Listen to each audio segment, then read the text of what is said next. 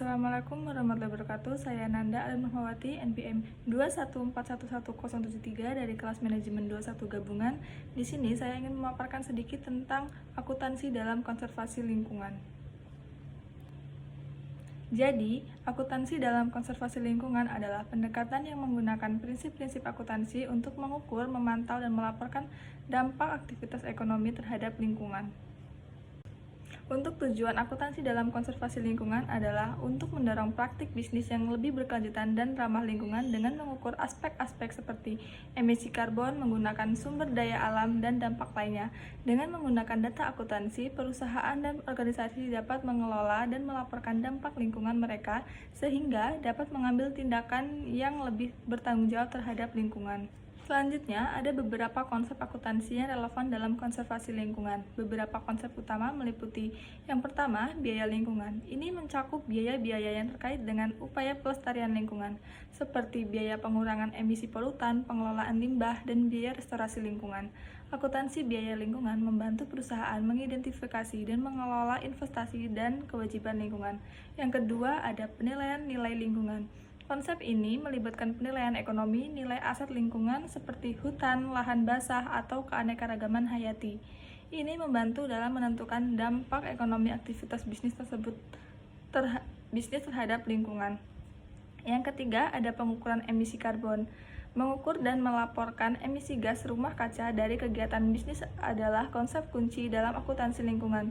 Ini dapat melibatkan penghitungan jejak karbon perusahaan dan upaya untuk menguranginya. Yang keempat, ada pengelolaan sumber daya alam. Ini berkaitan dengan pengukuran dan pemantauan penggunaan sumber daya alam seperti air, energi, dan bahan baku. Akuntansi ini membantu organisasi mengelola sumber daya dengan lebih efisien. Yang kelima, ada laporan keberlanjutan. Konsep ini melibatkan penyusunan laporan yang merinci upaya perusahaan dalam menjaga lingkungan dan mendukung keberlanjutan. Ini mencakup aspek lingkungan, sosial, dan ekonomi perusahaan. Yang keenam, ada pendekatan siklus hidup. Konsep ini melibatkan penilaian dampak lingkungan selama siklus hidup produk mulai dari produksi hingga pemakaian dan pembuangan. Ini membantu mengidentifikasi titik-titik peningkatan keberlanjutan. Kemudian ada beberapa faktor yang mempengaruhi akuntansi dalam konservasi lingkungan, yaitu yang pertama, regulasi lingkungan. Peraturan pemerintah yang berkaitan dengan lingkungan dapat mempengaruhi bagaimana akuntansi lingkungan dilakukan. Regulasi ini dapat mengharuskan perusahaan melaporkan emisi, mematuhi standar lingkungan tertentu, atau menghadapi sanksi jika melanggar peraturan. Yang kedua, ada teknologi. Kemajuan dalam teknologi seperti sistem informasi dan pemantauan lingkungan memungkinkan peraturan untuk mengumpulkan data lingkungan dengan lebih efisien. Teknologi juga dapat mempengaruhi cara perusahaan melacak dan melaporkan dampak mereka pada lingkungan. Yang ketiga, ada tekanan konsumen dan masyarakat. Tuntutan dari konsumen dan masyarakat terhadap produk dan layanan yang lebih berkelanjutan dapat mendorong perusahaan untuk meningkatkan akuntansi lingkungan dan transparansi dalam melaporkan dampak lingkungan mereka. Yang keempat, ada kesadaran lingkungan.